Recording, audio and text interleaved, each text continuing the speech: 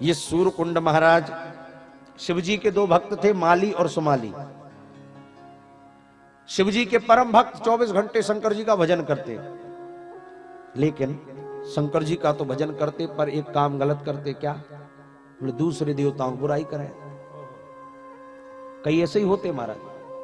बोले हम तो राम भक्त हैं, शंकर जी को मानते ही नहीं। कोई कहता हम तो शंकर जी के ही भक्त हैं, हम रामकृष्ण को मानते ही नहीं है।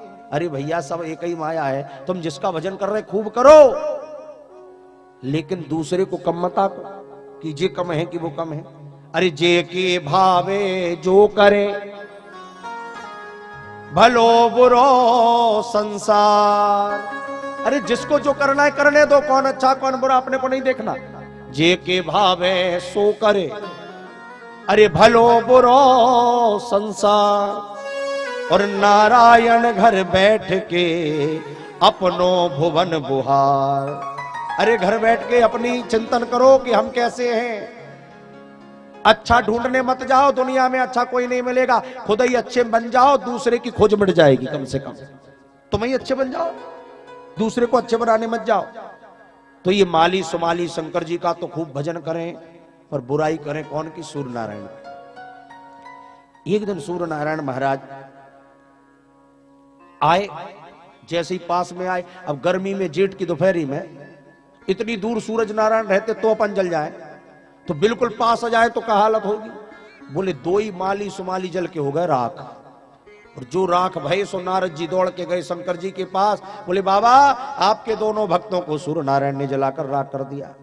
भोलेनाथ ने उठाया त्रिशूल, दौड़ करके आए और जो त्रिशूल का भाव दिया सूर्य नारायण की तरफ, तो सूर्य नारायण मूर्छित हो गए, निस्तेज हो गए। और जैसे ही सूर्य नारायण निस्तेज हुए, सूर्य नारायण के पिता कश्यप ऋषि को पता चला तो कश्यप ऋषि ने श्राप दे दिया, हे भगवान शंकर, आपने मेरे पुत्र पर त्रिशूल का आघात किया है, इसी शूल से आपको अपने स्वयं की पुत्र की गर्दन को काटना पड़ेगा। श्राप दे दिया। नारद जी ने आकर समझाया, कश्यप जी ये क्या किया? अरे तुम्हारा बेटा मरा थोड़ी है, वो तो निस्तेज हुआ है, अभी पैदा हो जाएगा। जब जाकर चरणों में शंकर जी को प्रणाम किया, सूर्य नारायण को भगवान ने कृपा करी।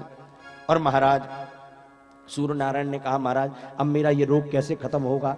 भोलेनाथ ने कहा, जाओ भगवती नर्मदा में जाकर के स्नान कर लो, तुम्हारा सारा रोग समाप्त हो जाएगा। सूर्य नारायण ने जाकर के उसी बरमान घाट के पास स्नान किया है, जहां पर सूरज कुंड बन गया। आज भी पौष के महीने में रविवार के दिन सूर्य कुंड पर जाकर के जो स्नान कर लेता है, उसका कैसा ही रोग हो, चर्म रोग हो, उसका रोग समाप्त हो जाता है। बोलो नर्मदा मैया की। ऐसा